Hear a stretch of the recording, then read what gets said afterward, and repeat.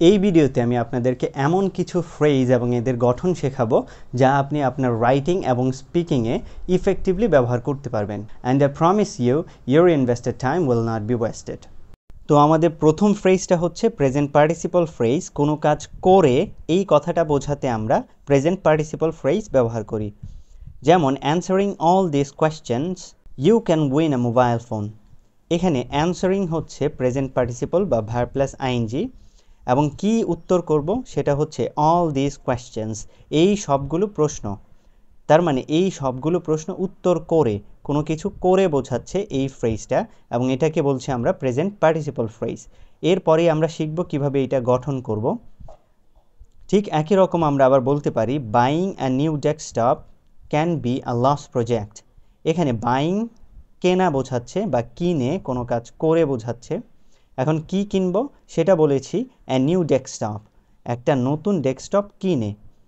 তাহলে কোনো একটা কাজ করে বোঝাচ্ছে এখানেও, এইটাও একটা প্রেজেন্ট পার্টিসিপল ফ্রেজ। এবং uploading viewer friendly video I can get more subscriber. তো সাবস্ক্রাইব করে ফেলুন চ্যানেলটাকে। এখানেও আপলোডিং দ্বারা বোঝাচ্ছে আপলোড করে। কি আপলোড করব? ভিউয়ার ফ্রেন্ডলি ভিডিও, ভিউয়াররা পছন্দ করে এমন ভিডিও আপলোড করে আমরা সাবস্ক্রাইবার গেইন করতে পারি। এইটাও একটা প্রেজেন্ট পার্টিসিপল ফ্রেজ, এখানেও কোনো একটা কাজ করে বোঝাচ্ছে।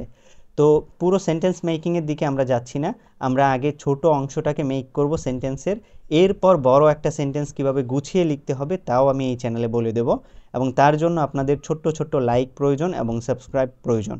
ইংরেজি শেখার ক্ষেত্রে আমাদের ব্রেইনকে একটা প্রপার ওয়েতে কাজ করাতে হলে আমাদের ব্রেইনকে একটা প্যাটার্ন দিতে হবে, এবং এই প্যাটার্নটা ফলো করেই আমাদের ব্রেইন আমাদেরকে একই রকমের বিভিন্ন আউটপুট দিতে পারবে। এবং আমাদের লিসেনিং, রিডিং, রাইটিং প্রত্যেকটা ক্ষেত্রেই এই প্যাটার্নগুলো ফলো করে আমাদের চর্চা করতে হবে, যেন আমরা নিজে থেকে এই ফ্রেজগুলো তৈরি করতে পারি। ধরুন আপনি একটা প্রেজেন্ট পার্টিসিপল ব্যবহার করেছেন কমপ্লিটিং, এবং এই প্রেজেন্ট পার্টিসিপলটার পর আমরা একটা নাউন ফ্রেজ লিখতে চাচ্ছি। তো কি কমপ্লিট করব বা কি শেষ করব? ধরুন গ্র্যাজুয়েশন শেষ করব।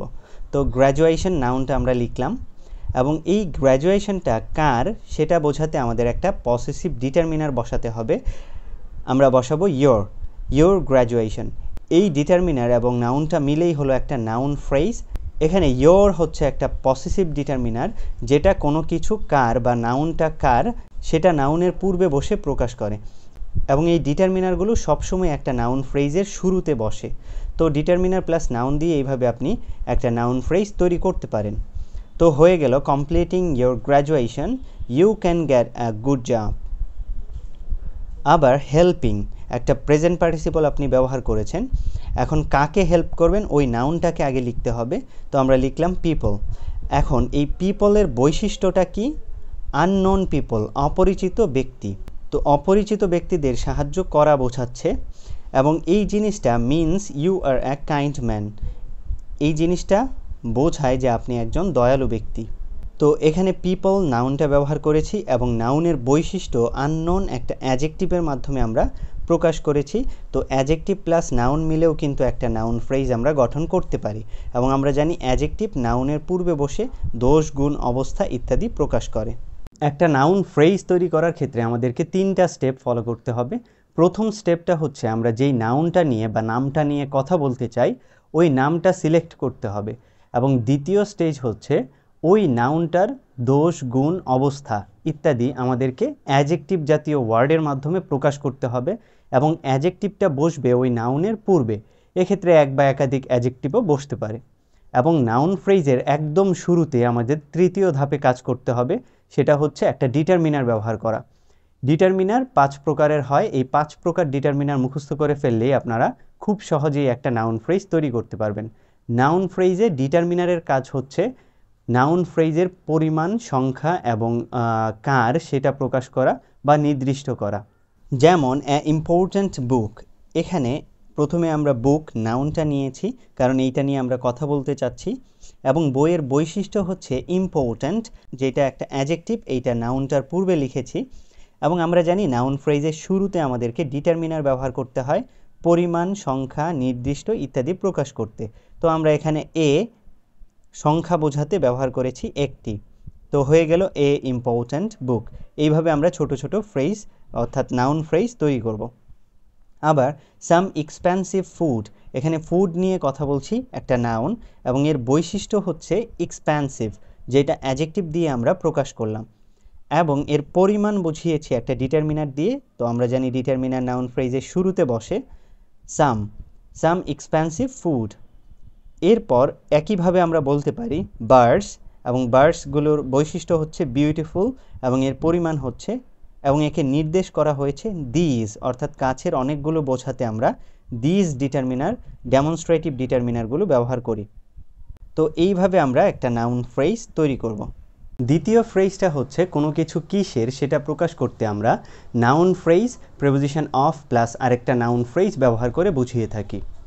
যেমন দ্য প্রফেশন অফ টিচিং, এখানে টিচিং হচ্ছে শিক্ষকতা, শিক্ষকতা পেশা, তাহলে পেশাটা কিসের? শিক্ষকতার। এই বিষয়টা বোঝাতে আমরা noun phrase of plus noun phrase ব্যবহার করেছি। তো এইভাবে কোনো কিছু কিসের সেটা আমরা প্রকাশ করতে পারি এই প্যাটার্নটা ফলো করে। যেমন the main topic of your book, এখানে দ্য মেইন টপিক একটা নাউন ফ্রেজ এবং ইয়োর বুক আরেকটা নাউন ফ্রেজ।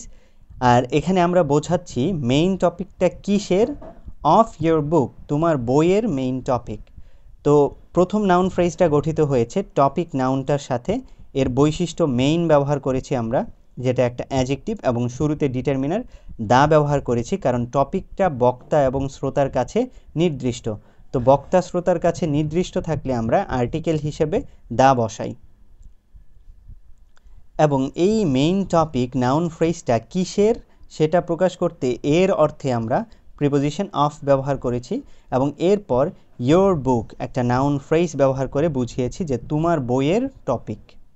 তো কোনো কিছু কিসের এটা বোঝাতে আমরা এই ফ্রেজটা ব্যবহার করতে পারি। আবার the student of our school, এখানে দ্য স্টুডেন্ট একটা নাউন ফ্রেজ কারণ দ্য আর্টিকেল ডিটারমিনার এবং স্টুডেন্ট একটা নাউন মিলে হলো একটা নাউন ফ্রেজ। এই নাউন ফ্রেজটা বা স্টুডেন্টটা কিসের সেটা প্রকাশ করতে আমরা অফ এর অর্থে ব্যবহার করে লিখেছি আওয়ার স্কুল, আমাদের স্কুলের স্টুডেন্টস। তাহলে এখানেও কোনো কিছু কিসের সেটা প্রকাশ করতে আমরা noun phrase preposition of plus noun phrase ব্যবহার করেছি, এবং আমাদের মনে রাখতে হবে শুধু একটা সিঙ্গেল নাউনও কিন্তু একটা নাউন ফ্রেজ। আবার the other end of this book, এখানে দ্য আদার এন্ড অপর প্রান্ত, এখন কিসের অপর প্রান্ত? অফ দিস বুক, এই বইয়ের অপর প্রান্ত।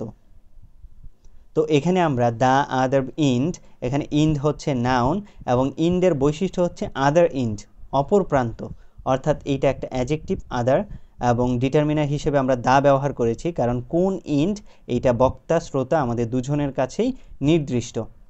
তো এই ইন্ডটা কিসের? দিস বুক, এখানে দিস কাছের একটি বোঝাতে ডেমনস্ট্রেটিভ ডিটারমিনার ব্যবহার করেছি, এবং বুক হচ্ছে নাউন, দুইটা মিলে নাউন ফ্রেজ। তো এইভাবে আপনি প্র্যাকটিস করতে থাকুন, এবং আপনি যখন একটা পত্রিকা পড়ছেন, বই পড়ছেন বা লিসেনিং করছেন, তখন এই ফ্রেজগুলো আইডেন্টিফাই করতে চেষ্টা করুন, কারণ এই ফ্রেজগুলো ব্যবহার করেই কিন্তু এই রাইটিং বলুন, স্পিকিং বলুন, এই বিষয়গুলো করা হয়ে থাকে। তো আজকে এই পর্যন্তই। যারা যারা চ্যানেলটাকে এখনও সাবস্ক্রাইব করেননি অবশ্যই সাবস্ক্রাইব করবেন, এবং পরবর্তী ভিডিও সবার আগে পেতে অবশ্যই নোটিফিকেশন বেলটা অন করে রাখবেন।